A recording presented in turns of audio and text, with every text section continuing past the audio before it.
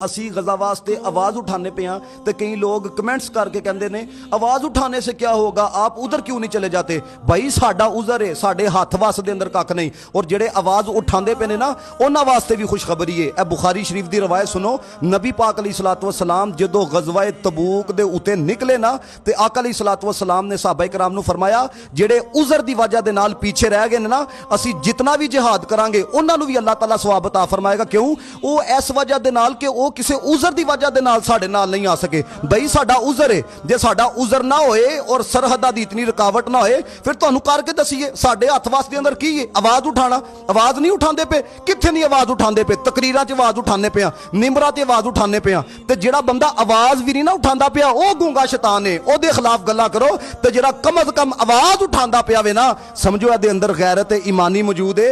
ए जीना भी रसूलुल्लाह वास्ते चाहंदा है, मरना भी रसूलुल्लाह वास्ते चाहंदा वे।